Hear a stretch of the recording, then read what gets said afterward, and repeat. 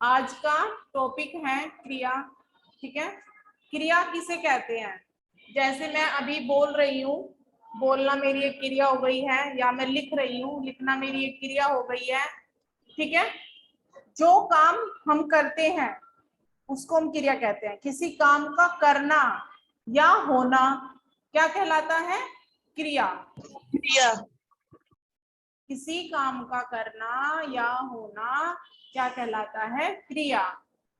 इसमें किसी वस्तु की स्थिति व अवस्था का भी पता चलता है कि किस वस्तु की स्थिति कैसी है, अवस्था कैसी है।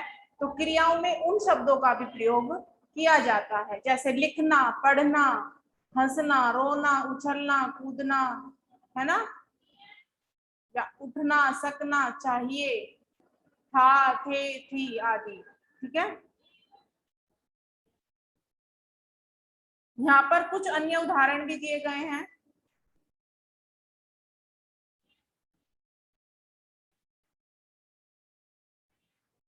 ठीक है, जैसे काम का करना, काम का होना, वस्तु की स्थिति,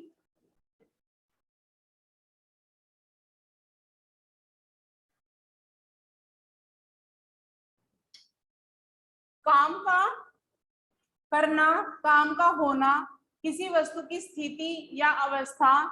ठीक है, ये सब क्या होती है? हमारी क्रियाएं। ठीक है, क्रिया के बिना वाक्य है। क्रिया भाषा के लिए आवश्यक है, इसके बिना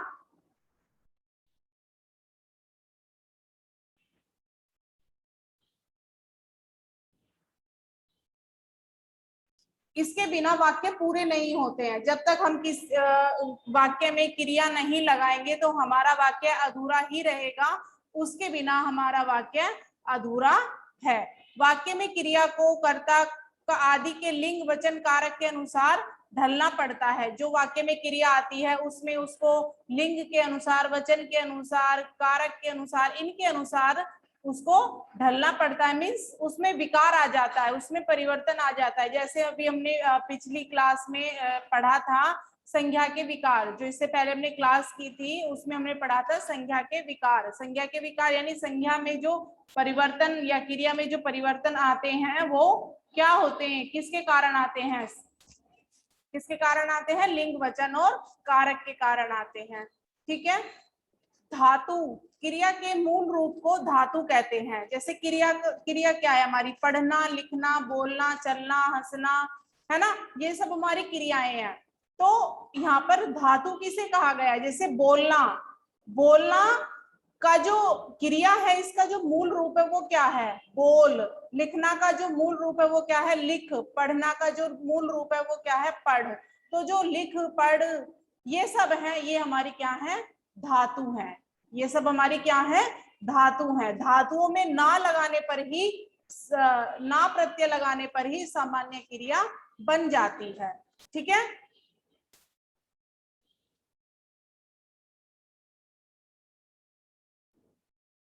क्रिया कर्म के आधार पर क्रिया के भेद। कर्म के आधार पर क्रिया के दो भेद होते हैं, अकर्मक क्रिया और सकर्मक क्रिया। ठीक है, कर्म के आधार पर क्रिया के दो भेद होते हैं, अकर्मक क्रिया और सकर्मक क्रिया। अ जमा कर्मक यानी कर्म के बिना। अकर्मक का मतलब क्या है? अगर हम इसका विच्छेद करेंगे, अ जमा कर्मक यानी कर्म के बिना, तो जिसमें कर्म नहीं होता है वह हमारी अकर्मक क्रिया होती है। ठीक है, यहाँ पर अकर्मक क्रिया का उदाहरण दिया है, पक्षी चहचहा रहे हैं। तो अगर हम, और इसकी पहचान क्या होती है अकर्मक क्रिया की, हमें कैसे पहचान करते हैं? जब हम इसमें क्या या किसको लगाकर प्रश्न करते हैं तो प्रश्न नहीं बनता है, अटपटा सा प्रश्न बनता है और ना ही उसका उत्तर हमें मिलता है। तो वहां पर अकर्मक क्रिया होती है। जैसे पक्षी चहचहा रहे हैं। ठीक है,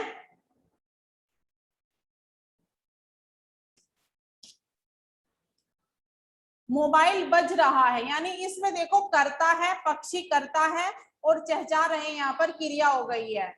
ठीक है, चहचहा रहे क्रिया हो गई है, इसमें कर्म नहीं है। पक्षी क्या चहचहा रहे हैं? पक्षी किसको चहचहा रहे हैं? अगर हम ऐसे प्रश्न बनाते हैं कर्ता और क्रिया लगा के, तो हमारा प्रश्न बिल्कुल भी अच्छा नहीं बन रहा है, ना ही उसका उत्तर हमें मिल रहा है। इसका मतलब यह है कि यहाँ पे हमारी अकर्मक क्रिया है।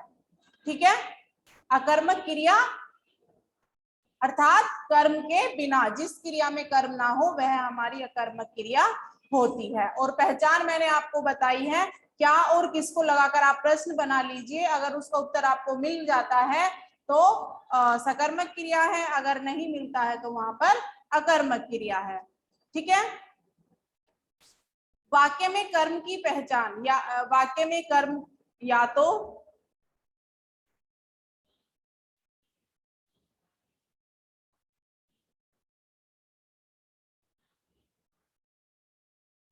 वाक्य में कर्म या तो को विभक्ति के साथ आता है या फिर विभक्ति के बिना आता है।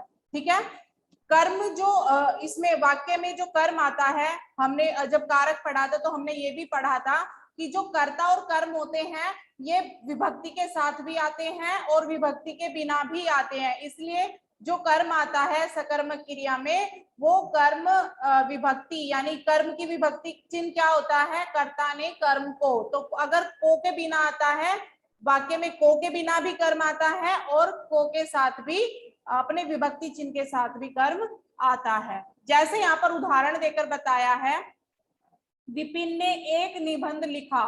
यहाँ पर एक निबंध विभक्ति के बिना आया है, को कहीं नहीं है इसमें, लेकिन निबंध क्या है, इसमें कर्म है। उसने क्या लिखा, विपिन ने क्या लिखा, एक निबंध लिखा। ठीक है, तो इसमें कर्म तो आया है लेकिन बिना विभक्ति चिन्ह, अर्थात बिना को के। ठीक है, अध्यापक जी ने विपिन को शाबाशी दी, तो यहाँ पर कर्म जो आया है, विपिन को शाबाशी, ये किसके साथ आया है, को विभक्ति के साथ आया है। ठीक है, अब है सकर्मक क्रिया। सकर्मक क्रिया अगर हम इसका विच्छेद करते हैं तो होता है स जमा कर्मक, यानी कर्म के साथ। जिस वाक्य में कर्म होता है वह हमारी सकर्मक क्रिया होती है, और इसकी पहचान भी यही होती है कि इसमें क्या और किसको लगाकर अगर हम प्रश्न बनाते हैं तो हमारा उत्तर मिल जाता है और हमारा प्रश्न भी बन जाता है। ठीक है, तो यही पहचान है दोनों की, अकर्मक और सकर्मक की, कि अगर हम किसी में क्या किसको लगाकर प्रश्न बनाते हैं, नहीं बन पा रहा है, उत्तर नहीं मिल पा रहा है, उसका मतलब है कि वह अकर्मक क्रिया है। और अगर बन पा रहा है हमारा प्रश्न और उसका उत्तर मिल पा रहा है, क्या और किसको लगाकर, प्रश्न में हम क्या लगाएंगे, क्या और किसको, अगर इन दोनों को लगाकर हमारा उत्तर मिल पा रहा है तो वहां पर हमारी सकर्मक क्रिया है। ठीक है,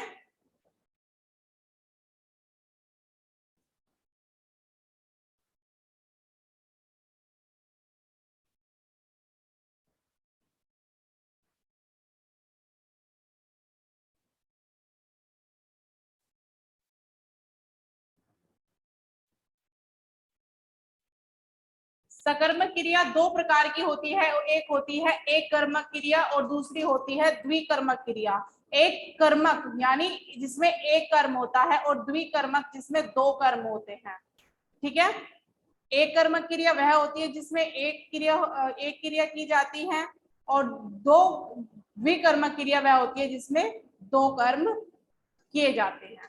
ठीक है, द्विकर्मक क्रिया में क्रिया के पास वाला कर्म मुख्य होता है, और जो क्रिया कर्ता के पास वाला होता है वो गौण होता है, यानी जो दूर होता है, जो क्रिया से दूर होता है वो गौण होता है, और जो क्रिया के पास होता है वो मुख्य कर्म होता है। ठीक है, द्विकर्मक क्रिया में भी मतलब जो कर्म होते हैं जो पास वाला, द्विकर्मक में यानी दो कर्म हो गए, दो कर्म यानी जिसमें जो क्रिया से दूर वाला है वह हमारा गौण कर्म है, और जो क्रिया के पास वाला है वह हमारा मुख्य कर्म है। ठीक है, जैसे यहाँ पर उदाहरण दिया है, सुरेंद्र शर्मा ने अनेक हास्य कविताएं लिखी हैं। ठीक है, नाना जी ने सबको रसगुल्ले खिलाए। ऊपर एक कर्म का उदाहरण दिया है, नीचे द्विकर्मक क्रिया का उदाहरण दिया है। नाना जी ने सबको रसगुल्ले खिलाए, सबको यहाँ पर क्रिया है गौण, मतलब कर्म है गौण कर्म। द्विकर्म क्रिया में दो कर्म जो होते हैं, उसमें जो क्रिया से दूर वाला होता है वो हमारा गौण कर्म होता है, जो क्रिया के पास वाला होता है वो हमारा मुख्य कर्म होता है। अब इसमें दो कर्म दिए हैं, नाना जी ने सबको और रसगुल्ले, ये दोनों क्या है हमारे कर्म है। तो ये जो खिलाए हमारी क्रिया हो गई है, जो खिलाए से दूर है गौण कर्म है, और जो इसके पास है जो पास में है क्रिया के वो हमारा मुख्य कर्म है। ठीक है,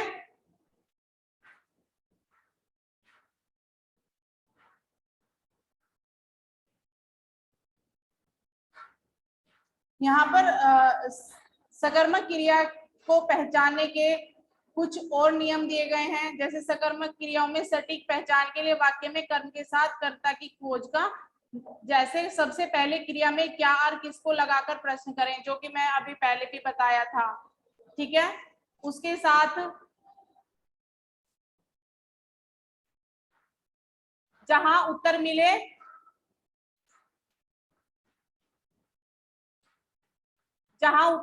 उससे आगे कर्ता खोजें। ठीक है, यदि आपको उत्तर के बाद कर्ता ने के साथ या ने के बिना दिख जाए तो वहां पर क्या होगी, सकर्मक क्रिया होगी। ठीक है, जैसे तेज गर्मी पड़ रही है, क्या पड़ रही है, तेज गर्मी। मीन्स यहाँ पर हमने प्रश्न किया है क्या पड़ रही है, तेज गर्मी पड़ रही है। ठीक है,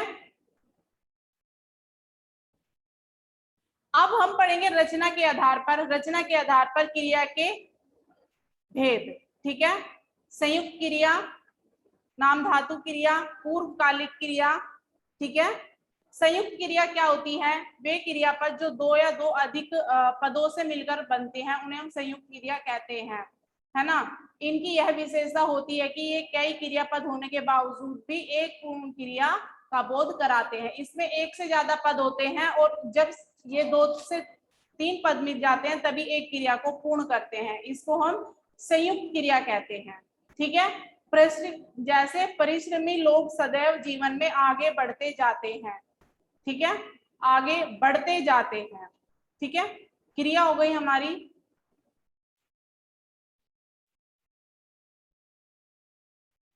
आलसी हाथ पर हाथ धरकर बैठे रहते हैं, यानी यहाँ पर तीन पदों का बैठे रहते हैं, दो से तीन पद मिलकर एक क्रिया को पूरा कर रहे हैं, ये हमारी कौन सी क्रिया हो गई है, संयुक्त क्रिया।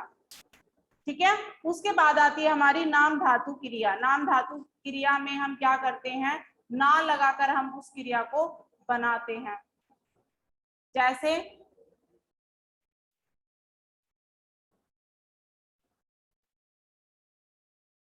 ठीक है, यहाँ पर संयुक्त क्रिया के दो अंग और दिए गए हैं, मुख्य क्रिया और रंजक क्रिया। संयुक्त क्रिया वाले वाक्यों में पहले आने वाली क्रिया मुख्य क्रिया होती है तथा मुख्य क्रिया के बाद आने वाली क्रिया रंजक क्रिया होती है। रंजक क्रिया में एक से अधिक क्रियाएं हो सकती हैं, जैसे शेर जंगल में दहाड़ता चला जा रहा था। अब यहाँ पर दहाड़ना भी क्रिया हो गई है और चला जा रहा था वह भी क्रिया हो गई है, तो दहाड़ना हमारी मुख्य क्रिया हो गई है और जो दूसरी क्रिया है चला जा रहा था ये हमारी रंजक क्रिया हो गई है। ठीक है, फिर है नाम धातु क्रिया, वे क्रियापद जो संज्ञा सर्वनाम विशेषण और अनुकरण वादी शब्दों से बनते हैं, इन्हें हम नाम धातु क्रिया कहते हैं। जैसे लतियाना, गरमाना, बतियाना, खटखटाना इत्यादि। ठीक है, यहाँ पर कुछ उदाहरण दिए गए हैं संज्ञा सर्वनाम विशेषण से कैसे बनते हैं। जैसे अनुकरण, जो अनुकरणवाची शब्द होते हैं, जैसे कप कप, कप कप से कप कपाना, थर थर से थर थराना, भिन भिन से भिन भिनाना, इस तरह से ये हम क्या बनाते हैं, नाम धातु क्रिया। ठीक है,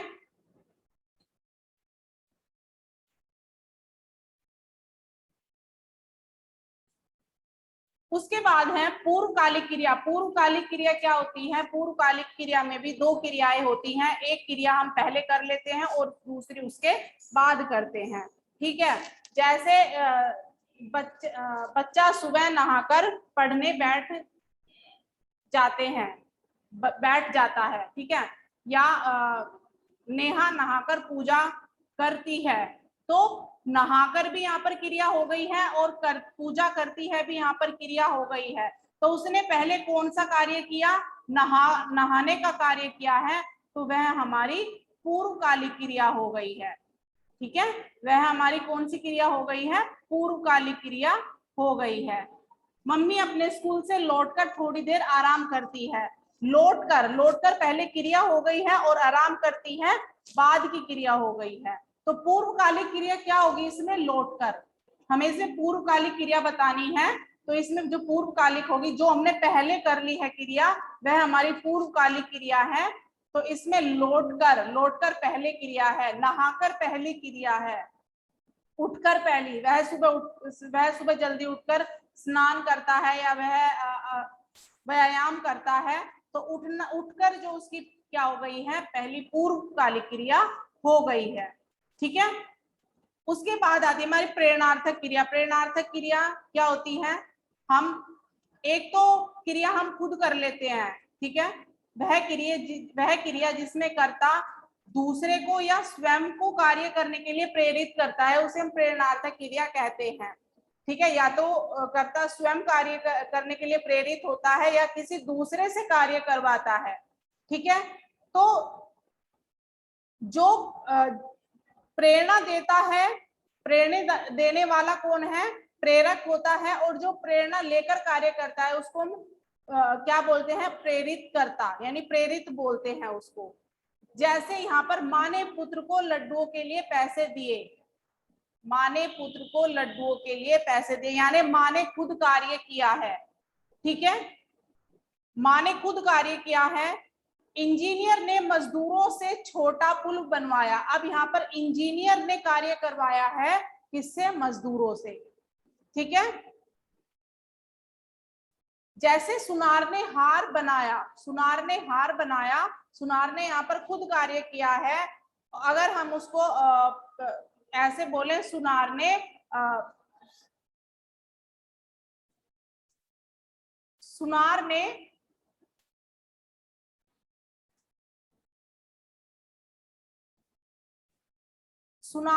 कर्मचारी से मोती लगवाया। ठीक है, तो उसमें क्या हो गया, उसने उससे दूसरे व्यक्ति से कार्य करवाया है। ठीक है, तो प्रेरणार्थक क्रिया, यानी खुद कार्य कर रहा है करता तब भी प्रेरणार्थक है, और किसी दूसरे से कार्य करवा रहा है तो भी प्रेरणार्थक है। ठीक है, उसको हम द्वितीय प्रेरणार्थक बोलते हैं। ठीक है, यहाँ पर मूल क्रिया और प्रथम द्वितीय प्रेरणार्थक क्रिया के कुछ उदाहरण दिए, जैसे सोना से सुलाना और सुलवाना। जैसे माँ ने बच्चे को सुलाया, माँ ने नौकरानी से बच्चे को सुलवाया, माँ ने खाना खिलाया, माँ ने बच्चे को खाना खिलाया, माँ ने सेविका से बच्चे को खाना खिलवाया। यानी खुद कार्य करना और किसी दूसरे से कार्य करवाना। जो हमने करता स्वयं कार्य करता है, प्रेरणार्थक, प्रथम प्रेरणार्थक क्रिया हो गई है, और जब किसी दूसरे से कार्य करवाता है तो वहां पर द्वितीय प्रेरणार्थक क्रिया हो गई है। ठीक है,